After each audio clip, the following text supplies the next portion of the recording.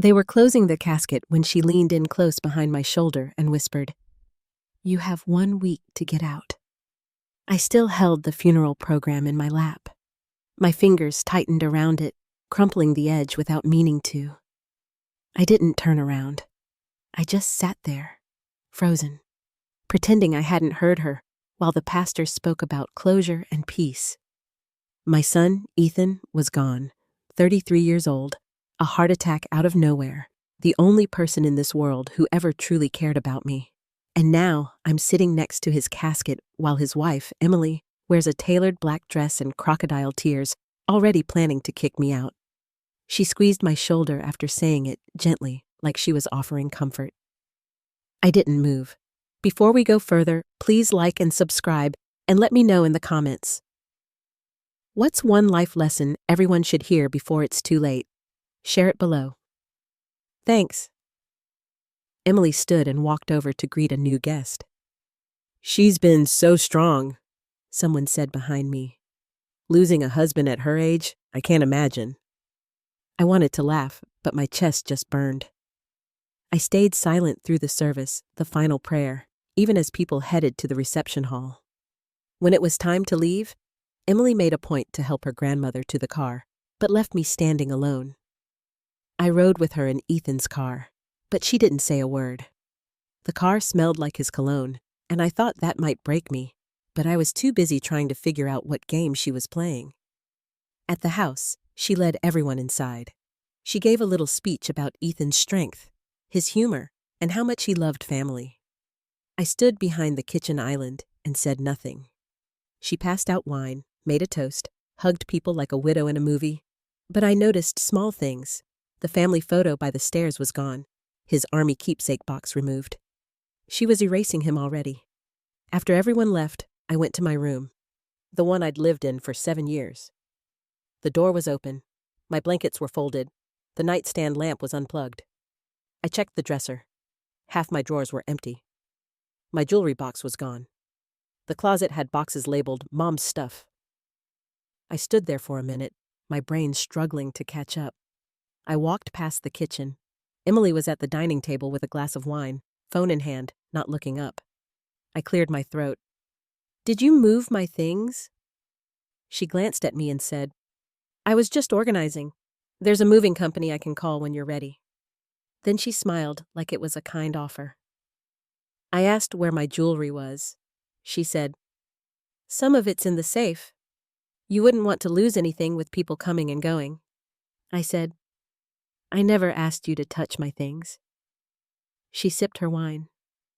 "Ethan and I talked about this," she said. "It's not personal. We just assumed you'd want to move back to your sister's." I don't have a sister. She knows that. I stared at her. "This is my home." She shrugged. "It was his home. He would have wanted us to have space to grieve." Then she picked up her phone like I wasn't even there. I walked out before I said something reckless. Back in my room, I checked the drawers again, trying to stay calm, trying to think. The box I kept under the bed was gone. I opened the closet and saw a bin marked "Old Docs." I pulled it down and dug through it. Receipts, old mail, warranty papers. Then I found it. My file folder with medical records, bank papers, and my passport. I kept digging, heart racing. I didn't find the deed, the one with my name on it, the one Ethan insisted we keep together when they bought this house in Willow Creek, and I helped with the down payment after he lost his job. That paper was supposed to be in this box. I checked twice. Emily's voice drifted down the hall. "Hey, want leftover salad or should I toss it?" I didn't answer. My hand was shaking now. The deed was gone. The next morning, the kitchen was quiet, the smell of coffee already faded by the time I walked in. Emily was at the dining table, typing on her laptop like it was any other Tuesday. She looked up and said, "Morning, just checking quotes for movers." I opened the fridge. My labeled containers were gone, replaced by neatly stacked Tupperware that wasn't mine.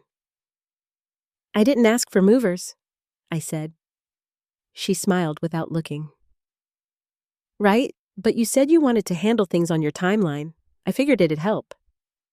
She sipped her mug and clicked something fast. I went to the living room. Ethan's old recliner was replaced with a cheap-looking leather chair. His blanket was folded and stuffed behind the TV stand like a dog bed. "Where's Ethan's recliner?" I asked. She shrugged. "It was old, didn't fit the room anymore." I stared at her. "It's been a week." She looked annoyed now. "It's been 9 days. I'm not going to sit in a dead man's chair, Margaret." That was the first time she said his name like it meant nothing. I turned and walked outside to breathe. I sat on the porch steps, pulled out my phone, and called a lawyer Ethan once recommended when we updated our wills. The secretary said he could see me that afternoon. I didn't tell Emily where I was going. I just left. The lawyer, Mr. Carter, remembered Ethan right away. "Good guy," he said. "I'm sorry." I told him what was happening, how Emily claimed I had to leave, how my name was on the deed, how the document was missing. He asked how long I'd lived there. 7 years, I said, since they bought it. He asked if I had proof of paying into the down payment. I said I used a cashier's check and still had the receipt. His eyes lit up. "Then we may have something." I asked him to explain. He said if my name was on the deed and I had proof of contribution, she couldn't force me out, not legally. He told me to find that cashier's check and, if possible, the original purchase paperwork. I thanked him and drove home, gripping the wheel too tight. Emily was on the phone when I got back, pacing near the hallway. "No, she doesn't know anything," she said, lowering her voice when she saw me. "It's handled." I walked past her and went straight to the attic. Ethan had kept boxes up there from before they were married. School files, taxes, moving docs. I climbed up, heart pounding, and started opening boxes. Dust everywhere. I found his college box, his military records, then one labeled home purchase. My breath caught. I pulled it out, sat on the attic floor, and flipped through it. Closing statements, home insurance, bank loan approvals. Then, there it was, a manila envelope marked Final Deed. I opened it and stared. My name, my signature, Ethan's. Dated, notarized, filed. I sat there, letting it sink in. Emily was bluffing. She either didn't know or hoped I didn't. I tucked the folder into my coat and climbed down. She was standing at the bottom of the attic ladder. "Looking for something?" she asked, eyebrows raised. I looked her in the eye. "Just old paperwork, nothing important." She smiled tightly. "Good. I wouldn't want you stressed." Then she turned and walked to the kitchen like we hadn't just had a silent standoff. That night, I made copies of the deed and scanned it into my email, creating a folder labeled "For Lawyer Only." I wasn't naive. She thought she was ahead, but now I had leverage. I just needed to move carefully. Around 9:00 p.m., she came in with 2 glasses of wine and said, "I figured we should talk, clear the air." I took the glass, but didn't drink. "Okay." She sat on the couch across from me. "I know things have been tense, but Ethan always said this house was for us, for our future family." I said nothing. She looked at her glass. "I don't want this to get ugly. I just want to move forward." I stared at her hand, her left ring finger still wearing his wedding band. She looked up. "You understand, right?" I asked. "Have you spoken to a lawyer?" Her face twitched. "No, I didn't think it was necessary." I smiled. "Maybe it is." Her eyes narrowed for a second. She sipped her wine. "Are you threatening me, Margaret?" I smiled back. "No, just thinking out loud." She stood slowly. "I hope we can do this the easy way." I nodded. "So do I." She walked down the hall, glass in hand. I waited until she was gone, then pulled out my phone and checked the scanned deed. My name, clear as day. She thought she had me cornered, but she didn't know what I'd found upstairs. The next morning, I printed 2 copies of the deed and tucked them into a sealed envelope marked with my lawyer's name. I dropped it at his office without calling ahead, told his assistant it was urgent, and walked out before she could ask questions. Back at the house, Emily was in the garage, clearing shelves like she'd already moved on from grief. She looked up as I pulled in. "Hey, Afar Steph," she said casually. "Just getting rid of junk. Hope that's okay." I nodded and walked inside, pretending not to notice Ethan's fishing gear was gone. I went to my room, opened the nightstand's top drawer, and found it locked. That drawer never had a lock. I got a flathead screwdriver and pried it open. My prescription bottle was gone. So was my small cash envelope. She was sending a message. I had no privacy left. I sat on the bed and breathed through my teeth until the burn in my chest passed. Then I did something I hadn't done since Ethan died. I opened his filing cabinet in the office. 3rd drawer down, I found a folder labeled Refinance Options. Inside were newer mortgage statements with both our names, dated less than a year ago. That mattered. Emily hadn't been added, not even after the refinance. I snapped a photo and backed it up to my cloud. I heard Emily's voice in the hallway, talking on speakerphone. "Yeah, she's still here. I know it's awkward, but she doesn't have a real claim." A pause, then. "No, her name's not on the current utilities or tax bills. It'll be fine." I stepped into the hallway, making just enough noise for her to know I heard. She turned fast, eyes wide. "Everything okay?" she asked. I said, "You should be careful what you say in this house. The walls are thin." Then I went to the kitchen and started making coffee like nothing happened. The rest of the day, she stayed out of my way. Around 6 p.m., I walked past the living room and saw she'd replaced the family portrait with a landscape print. Blue mountains, empty snow, no people.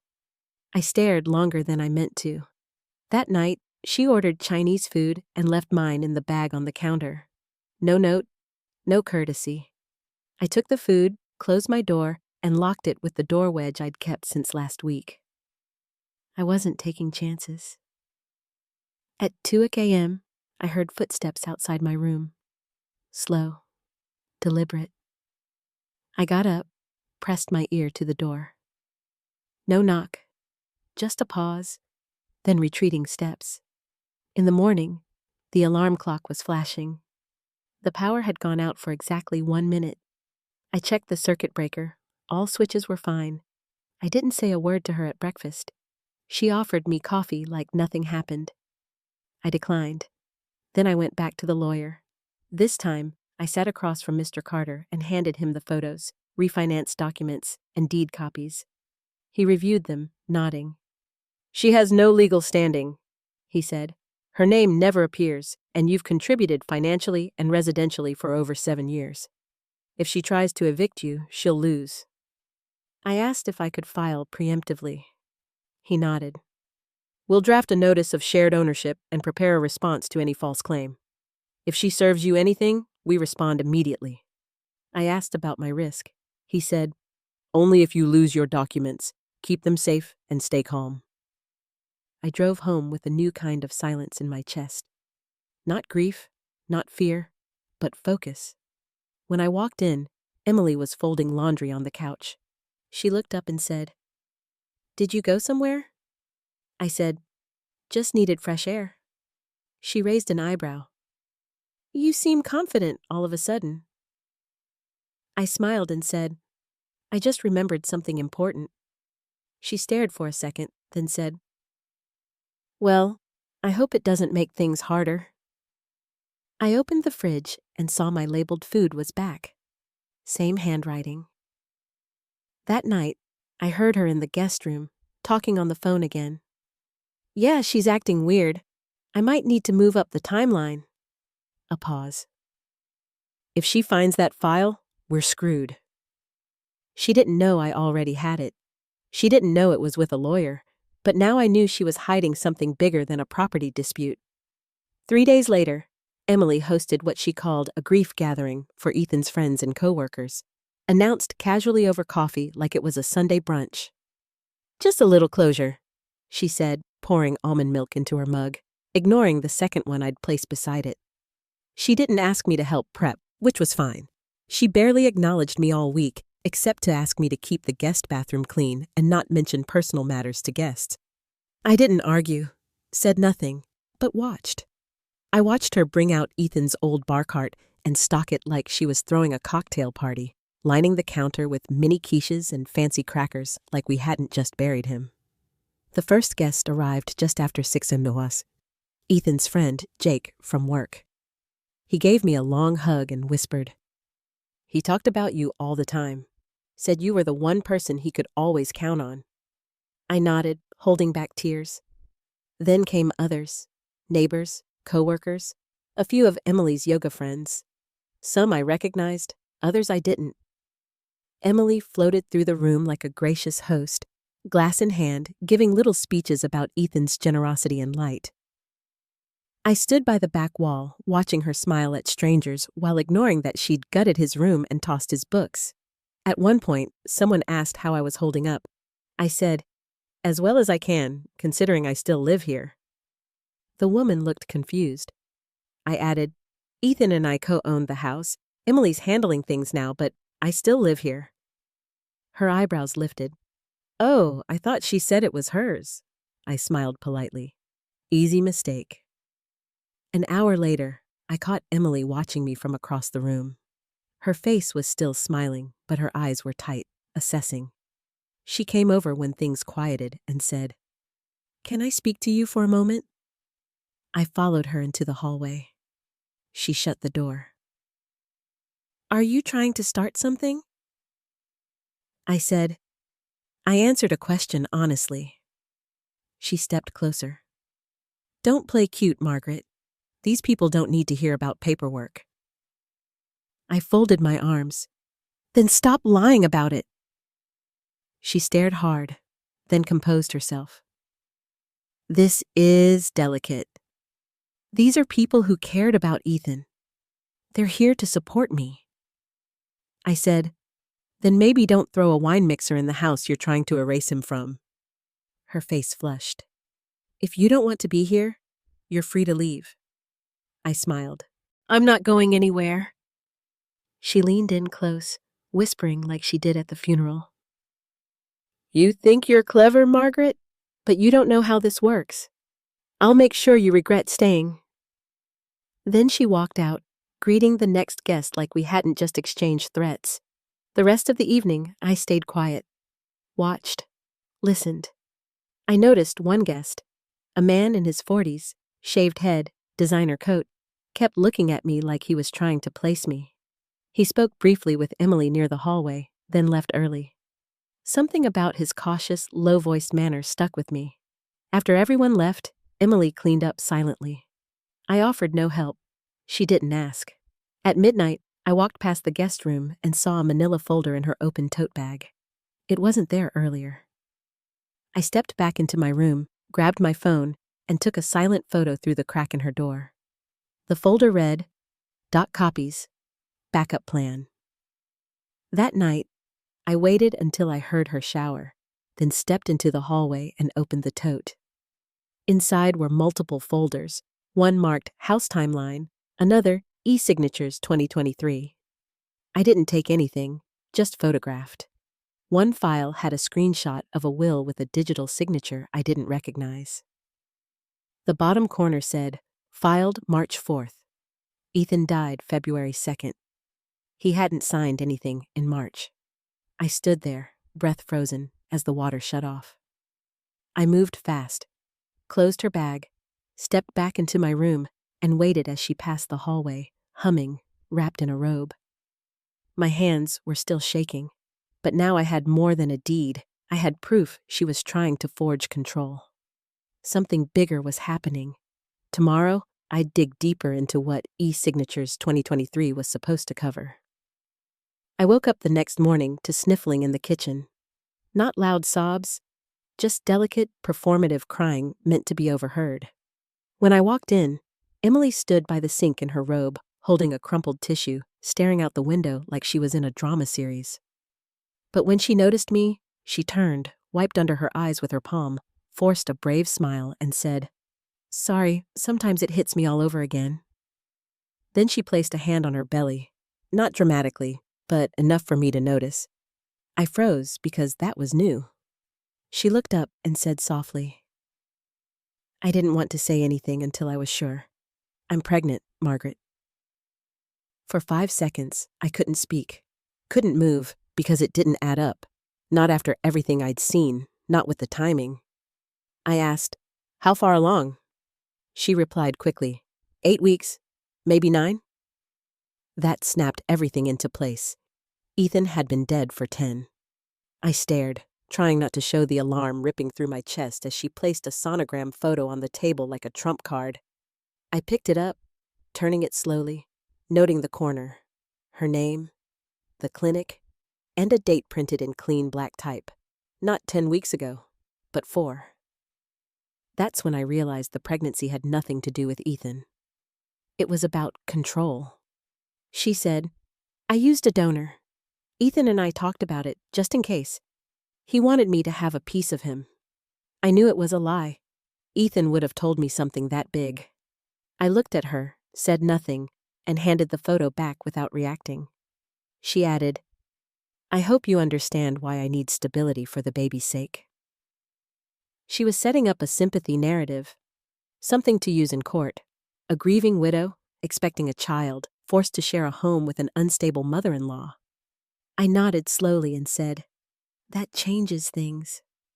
Her face softened, like she thought I was folding, like her performance had worked. But the second she left the room, I grabbed my phone, pulled up the photo of the document from her bag, and matched the sonogram date with the file date. 4 days apart, both from the same week, both planted like evidence. I forwarded them to Mr. Carter with a short message. "We need to talk." Within an hour, he called back and said, "This helps us. If she's claiming dependency or emotional hardship, we can force her to show medical records and timeline consistency."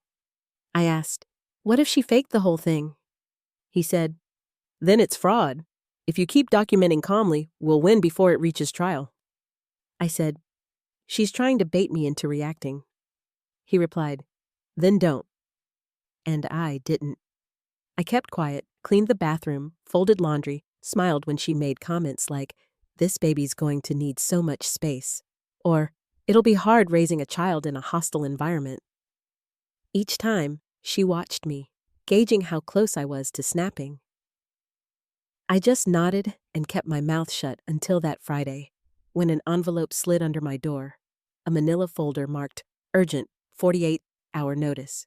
Inside was a typed document, clearly not court-filed, stating I had 48 hours to vacate due to emotional instability and personal threats.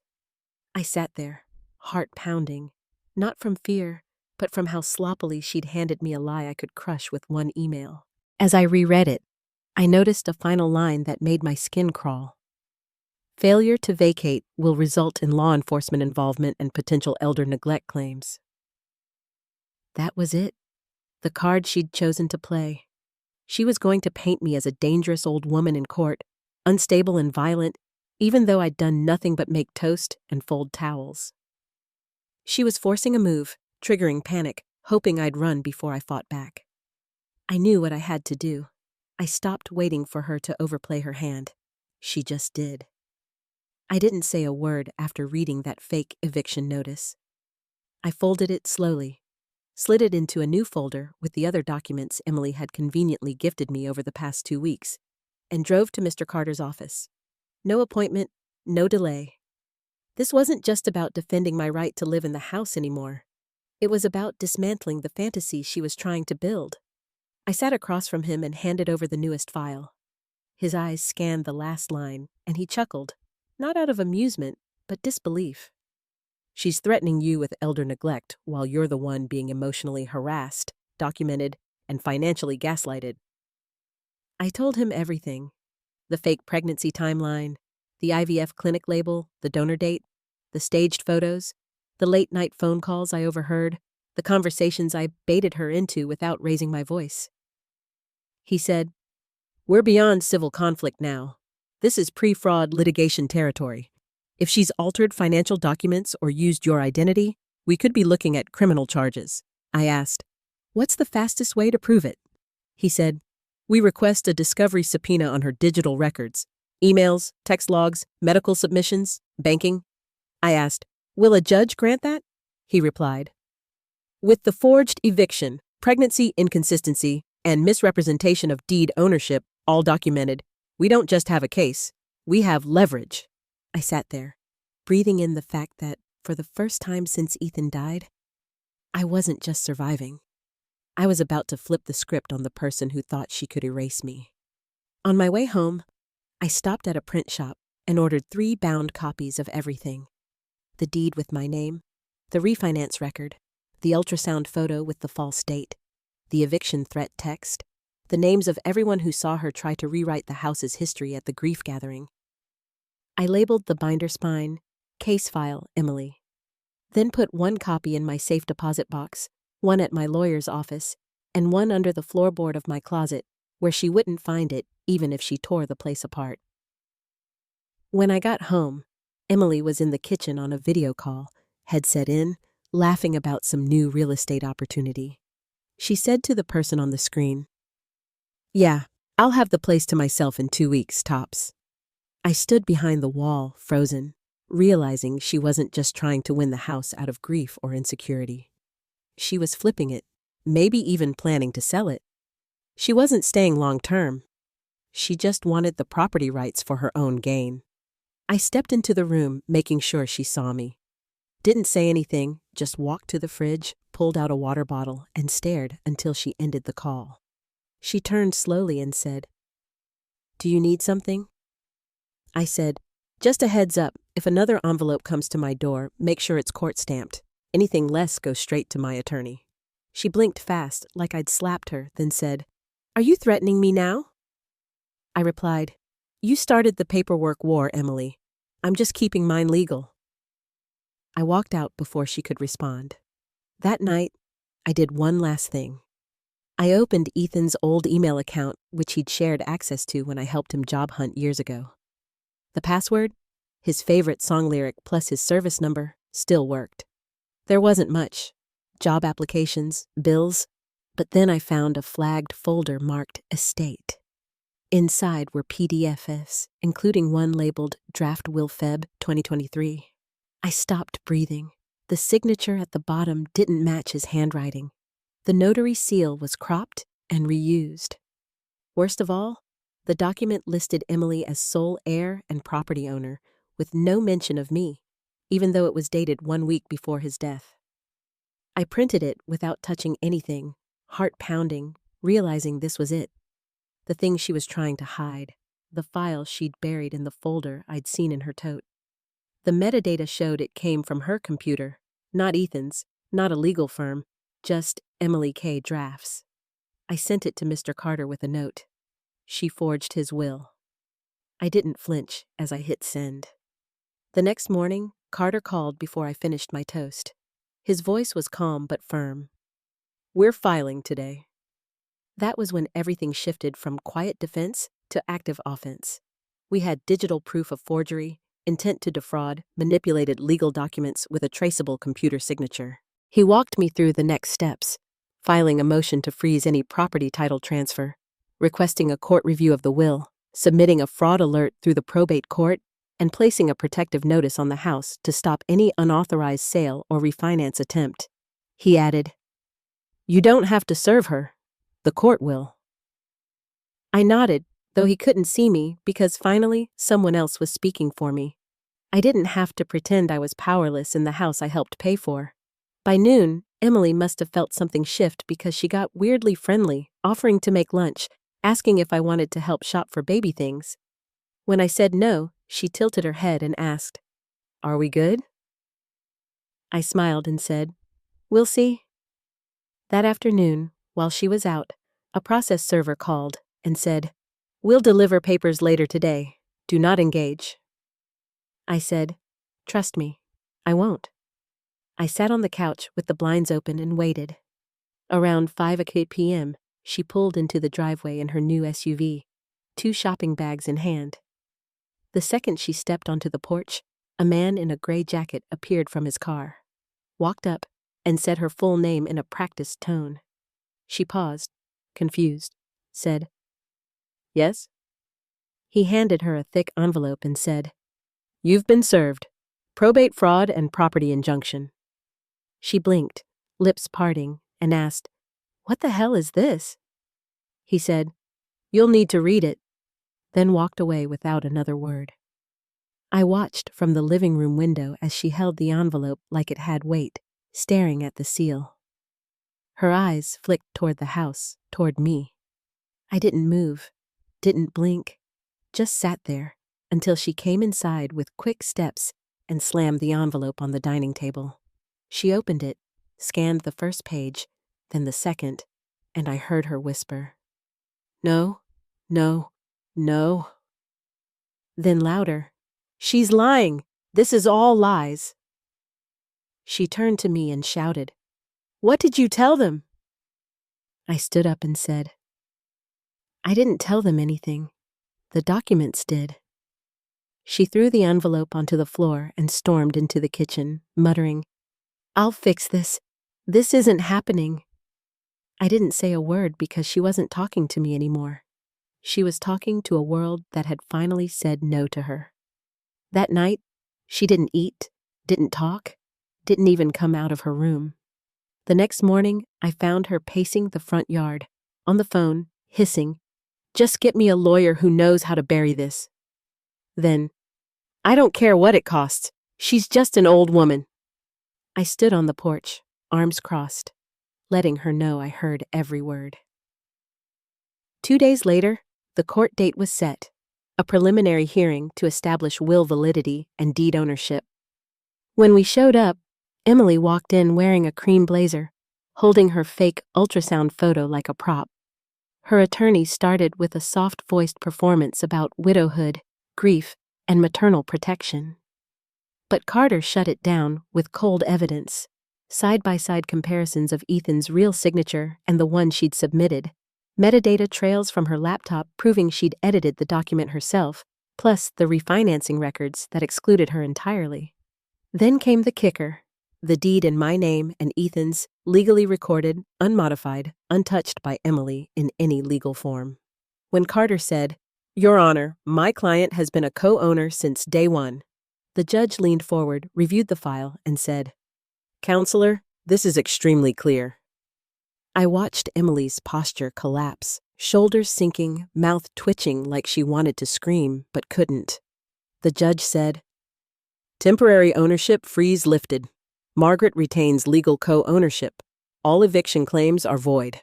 As for the will, it's subject to fraud investigation." Emily's lawyer whispered something fast, and she looked at him like he'd betrayed her. I stood there, steady, silent, strong, because this wasn't a victory lap. It was the truth finally spoken out loud. As we left the courtroom, Carter turned to me and said, "Now we wait to see if she pushes back or packs her bags." In the car, I checked my phone and saw an email from the court system confirming full ownership recognition status. I smiled, not out of spite, but relief, because she could twist stories and fake photos all she wanted. But now the law knew what she was. The house was too quiet the next morning. Not peaceful, but charged, like the silence before a storm. When I walked into the kitchen, Emily was there, dressed in all black like she was attending another funeral, sitting at the table with untouched coffee and a legal pad filled with names and phone numbers. She didn't look up, just said, "You think you've won?" I poured my coffee without answering, letting her fill the silence with her unraveling. She went on, "You think a judge believing your little story means it's over?" I turned and said, "It wasn't a story, Emily. It was the law." That snapped something in her. She stood so fast, the chair screeched against the tile. "You don't get to steal everything from me," she said. I looked her in the eyes and said, "You tried to erase me from a house I helped build, from a life I was always part of, using a fake will and a fake pregnancy. She froze, mouth open, then tried to shift gears, saying, I was grieving. But it didn't land. Not anymore. Because the act was dead, and we both knew it. I said, pack your things. I'm giving you the same respect you never gave me. I'm not calling the sheriff yet. She opened her mouth like she was going to yell, then shut it, grabbed her phone, and stormed out of the house. I sat down and sipped my coffee, tasting it without fear in my throat for the first time. For the next few hours, the house stayed quiet, not just on the surface but inside too, like the first breath after months underwater. I went into Ethan's old room, closed the door, and sat on the edge of the bed, looking at the empty bookshelf, the walls he painted himself. I said quietly, We're okay now, baby. I promise. Then I opened his top drawer, one I hadn't touched since the funeral, and found something unexpected. A folded sheet of paper, handwritten, unsigned in his handwriting, dated 3 weeks before his death. It started, If anything happens to me, I need you to know I'm sorry. My chest locked up as I read line after line of guilt, frustration, regret. How he'd let Emily isolate him from people. How he knew she was manipulative but was trying to fix it. How he felt he couldn't tell me things because she made him feel like he had to choose sides. At the bottom, it read, Don't let her take everything. This house was always ours, not hers. Do what you have to do, Mom. My hands shook. Not from grief, but clarity. Even in death, he'd tried to give me the final word. I scanned the letter into my phone and locked it in my drawer next to the deed. By sunset, Emily returned, face full of fire, and said, You'll regret this. I'll go to the press. I'll tell them you bullied a grieving widow. I said, Then I'll show them the ultrasound dates, the will metadata, and the letter Ethan left me. Her face went pale, like she'd seen a ghost. She didn't know about that last one. She whispered, You're bluffing. I said, Try me. She turned and walked away, slamming her door so hard a frame fell off the hallway wall. I didn't flinch. I picked up the frame, reset it, and made dinner like it was any other night. While the pasta boiled, I texted Carter. Found a personal letter, strengthens motive. I'll forward. He replied within seconds. Send. It's bulletproof. That night, for the first time in months, I slept with the window open. No door wedge, no backup key under the pillow. Just silence and cool air. By Sunday morning, the hall outside Emily's bedroom was lined with cardboard boxes. Some labeled, some not, some with tape barely holding them closed, like she'd packed in a hurry. I didn't ask if she was really leaving. I knew she was out of legal cards to play. Whatever bluff she was clinging to had crumbled under the weight of court documents and her own arrogance. When she came into the kitchen, she didn't speak at first, just opened a drawer like she was looking for something that was never there. Then she turned to me and said, I'll be out by Friday. I nodded. No smile, no sarcasm, just a calm nod, like it was a logistics meeting, not the end of a months-long war. She added, You can have your house back. I said, It was never yours to give. That hit her harder than yelling ever would. She froze for a second, looked away like she wanted to spit something back but couldn't find words that wouldn't break in her mouth. I walked past her and put the kettle on, not to be dramatic, but because I wanted tea. I'd learned the most powerful move was not reacting, just living like she was already gone. That afternoon, she had 2 friends over, their loud voices echoing in the hallway as they helped lift boxes. They whispered things like, She's insane, and How did you live with her? I stayed in my room and didn't say a word. Those weren't questions worth answering. The next morning, she tried one last desperate move. She called Ethan's old friend, Jake, and left a voicemail claiming I'd fabricated the entire case, that Ethan never wanted me in the house, that I was using elder abuse tactics to take everything from her. What she didn't know was that Jake had already spoken to me, seen the court papers and Ethan's letter. He texted me the message with one line. "She's desperate." I didn't respond. There was nothing left to say. By Thursday, her car was loaded with the last of her things. Her face was pale, makeup streaked under her eyes, like she'd finally realized this wasn't just a legal loss. It was personal, public, and permanent. She came to the door that morning, holding her last bag, and said, "You don't have to do this." I said, "Neither did you." She stepped back like she wasn't expecting that, like she wanted me to scream or cry, to give her one more reason to call me the villain. But I stood there, calm and still, watching her process the truth in real time, that she'd played every card, burned every lie, and ended up exactly where she started. On a porch she never owned, with a future she couldn't sell. I opened the door and said, "You have until midnight." She said, "Where am I supposed to go?" I looked her in the eye and said, "Anywhere that isn't here." Then I closed the door, not to be cruel, but to be done. I watched from the window as she stood on the porch for a full minute, frozen, before walking to her car, slamming the trunk, and driving off without looking back. I didn't cry, didn't cheer, didn't feel triumphant, just done. When the sun went down, I turned off the porch light, locked the door, and for the first time in months, sat in the quiet without listening for her footsteps or watching my back.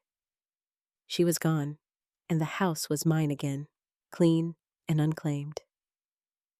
I thought that was the end, until I walked into the living room and saw a small flash drive she'd left on the coffee table, unlabeled, silver, sitting there like bait.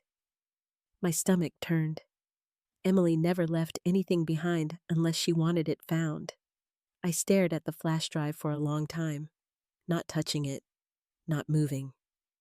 I knew it wasn't an accident, not after everything she'd done, every move calculated and cloaked in fake sincerity. I thought about throwing it out, pretending it didn't exist. But after surviving all this, I wasn't going to leave a loose thread. I plugged it into Ethan's old laptop, the one she never touched because she said it smelled like dust and grief, and waited as the screen lit up. One folder, no password, just a file labeled "Open Me." Inside was a video, grainy at first, then clearer as the camera steadied, showing Emily in Ethan's home office, sitting in the same chair I'd used to check my email that morning. She looked into the webcam and said, "If you're watching this, I'm either gone or you think you've won." Her tone was calm but smug, like she was still playing chess in her head. She went on, "I did what I had to do. Maybe I crossed a line, but you were never supposed to stay here forever, Margaret. You were a placeholder, a guest who overstayed her welcome." She leaned forward, eyes hard, voice lowering. "Ethan wanted to ask you to leave before he died. He just didn't have the guts to say it." I paused the video, jaw tight, heart racing. Even now, she was trying to plant doubt, to dig at the one thing she could never take. My bond with my son. I hit play again. She said, "I told him we could build something if we had space, if he could let go of the past, but he was weak. He couldn't cut the cord, so I had to do it for him." She smiled, like isolating him from me was an act of love, not control. She ended with, "You can keep the house, Margaret, but you'll never forget this." The screen went black. I sat in the silence that followed, not angry, not surprised.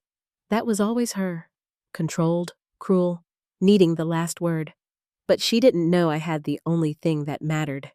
Ethan's handwritten letter, one she could never fake or overwrite, where he said, "I'm sorry," and told me the truth she'd spent months trying to bury.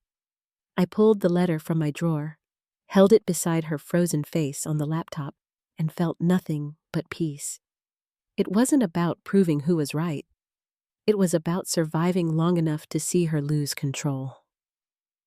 I ejected the flash drive, tossed it in the trash, and deleted the file from the laptop.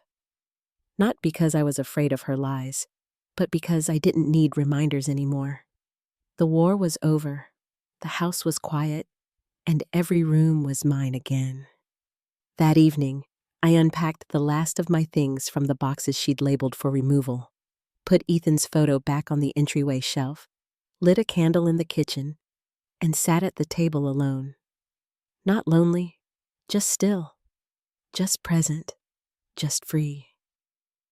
As I sipped my tea, listening to the silence that no longer carried tension or fear, I looked out the window at the porch she'd once tried to claim and whispered, "My house, my rules." I smiled because for the first time since the funeral, I could breathe in a space that belonged entirely to me. Not because I fought for it, but because I never let her take it.